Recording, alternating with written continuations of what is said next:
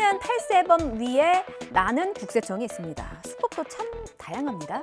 물가가 오르니까 덩달아 가격 싹 올리고 담합을 해서 폭리를 취한다든지 이렇게 번 돈으로 법인 세워서 뭐 람보르기니, 벤틀리, 페라리 이런 슈퍼카 26억 원어치나 사서 자녀에게 준다든지 탈세 수법도 각양각색입니다. 탈세범 잡는 저승사자가 나섰습니다. 국세청은 서민 경제에 해악을 끼치는 탈세에 대해서 엄정 대응하겠다. 탈세 혐의자 99명에 대해서 세무조사에 착수했습니다. 예전에 개그 프로그램에서 이런 유행어 있었잖아요. 조사하면 다 나와. 오인석 기자입니다. 자녀 명의로 위장법인을 설립해 수십억 원의 매출을 분산하고 수출 판매 대금은 한 푼도 세무당국에 신고하지 않았습니다. 가족들은 법인카드로 명품과 부동산을 사들이고 법인 명의로 구매한 슈퍼카 10여 대를 마음대로 몰고 다녔습니다. TV 맛집 프로그램에도 출연한 적이 있는 한 유명 음식점 사주의 일가족은 법인이 보유한 주택에 살고 있었습니다. 대신 사주가 소유한 주택 여러 채는 임대를 주고 수입액은 전부 누락했습니다. 한 입시 학원장은 수능을 앞두고 학생 1인당 500에서 600만 원의 고액 컨설팅비를 현금으로 받고 신고하지 않았습니다. 또 탈루소득으로 임대 사업장을 운영하면서 값비싼 수입차들을 여러 대 굴렸습니다. 서민 생계 기반을 잠식하거나 부양비를 가중시키고 장바구니 물가를 높이는 반사회적 탈세자에 대해 강도 높은 세무조사를 실시하겠습니다. 또 다른 탈세 의혹도 털어봅니다. 광주광역시 제2순환도로 바로 옆 땅에서 수상한 거래가 포착이 됐습니다. 빨간색으로 표시된 이 부지가 옆 땅보다 반값도 안 되는 가격에 팔렸어요. 아빠가 회장인 건설사의 자회사가 갖고 있던 땅인데 딸에게 소유권이 넘어온 겁니다. 자, 그럼 딸은 무슨 돈으로 이 땅을 샀느냐? 회사 돈이라는 의혹이 제기됐습니다.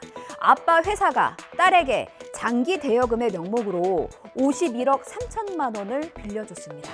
경찰은 탈세 횡령 혐의를 수사하고 있어요. 자, 또 한 번 이 멘트가 필요합니다. 조사하면 다 나와. 나현우 기자입니다. 농어촌공사 저수지를 메운 곳에 지어진 모 건설사 자회사의 건물 주변 땅은 지난 2017년부터 2년 동안 거래가 활발했습니다. 이 가운데 토지 10곳은 3.3제곱미터당 110만 원에서 많게는 150만 원을 넘어서기도 합니다. 그런데 바로 옆에 붙어있는 토지 5곳은 반값도 안 되는 55만 원 안팎에 팔렸습니다. 주변 시세보다 턱없이 싼 가격에 거래가 이루어진 곳은 모두 건설사 회장의 자녀가 사들인 땅입니다. 농어촌공사 기부천합이라는 농어촌공사 입장에서는 건물 대신 뺏겠다가 하면 그 남아있는 토지에 대해서 이제 어떤 법적 조치를 취할 것 아닙니까? 그 법적 조치를 면하기 위해서 이제 전부 다 있는 자산들을 싹 없애본 거죠. 땅을 판 곳도 아버지인 회장이 직접 혹은 소유한 기업을 통해 지배하는 회사였습니다. 회사 소유 부동산을 주변 시세보다 낮은 가격에 매각을 해서 회사에 손해를 끼쳤다면 업무상 배입자가 성립될 가능성이 높다고 보여집니다. 해당 중견 건설사 회장은 불거진 의혹들은 전혀 사실이 아니며 사생활의 영역이라고 해명했습니다. 코로나 확진자가 빠르게 늘고 있죠. 재유행에 대해서 정부는 국민 스스로 기본 수칙을 지키는 자율 방역을 강조하고 있습니다. 달리 말하면 뚜렷한 묘수가 없다는 뜻이기도 합니다. 이전 정부와 차별화된 정책은 무엇이냐는 질문도 하게 됩니다. 전문가들은 이번 유행을 주도하는 BA.5나 BA.2.75 같은 이 오미크론 하위 변이도 결국은 특성이 좀 비슷비슷한 코로나 가족이라고 말합니다. 즉, 오미크론 유행부터 집중했던 피해 최소화 전략이 아직 유효하다는 조언인데요. 직접 들어보시죠. 이형원 기자입니다.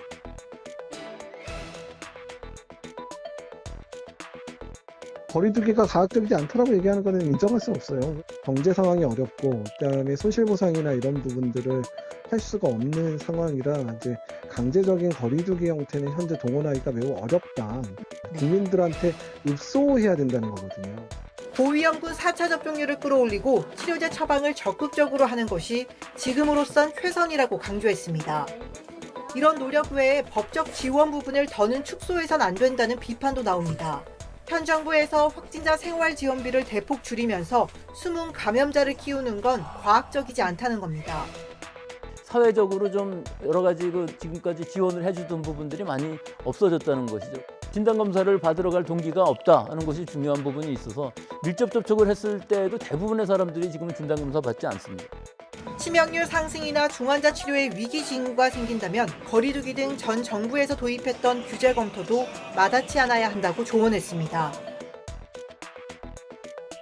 대부분의 학교는 방학에 들어갔고요. 학원은 방학 특강을 이미 시작했습니다. 그런데 이번 유행이요. 10대 확진자의 비율이 높아서 정부는 학원에 원격 수업으로 전환해라 적극 권고했습니다. 원격 수업, 이게 생각만큼 쉽지 않다는 걸 학원과 학생 모두 지난 경험을 통해서 알았습니다. 정부의 권고가 과연 실효성이 있을까 의문인데요. 학생과 학원의 얘기 함께 들어보겠습니다. 김연아 기자의 보도입니다. 수시 시즌에 돌입했고 대학 수학능력 시험도 다가오고 있어 불안감이 큰 겁니다. 제가 고등학생 때 원격 수업을 해봤는데 뭔가 이런 강제성이 떨어져서 이런 9월 모의고사 앞둔 중요한 시기에 좀 집중도가 떨어져서 안 좋을 것 같습니다. 다 같이 공부하는 분위기로 약간 다 같이 으쌰으쌰 하면서 공부하는 건데 원격 수업하면 혼자 해야 되는 것 때문에 많이 힘들 것 같아요. 이제 막 방학 특강을 시작한 학원들도 논의도 없이 갑자기 나온 원격 수업 권고에 불만입니다. 방학 동안에 특강이라든지 이런 거를 오프라인 수업으로 준비하고 있다가 원격 수업으로 다시 전환을 할 수 있는 시간적인 여유가 없습니다.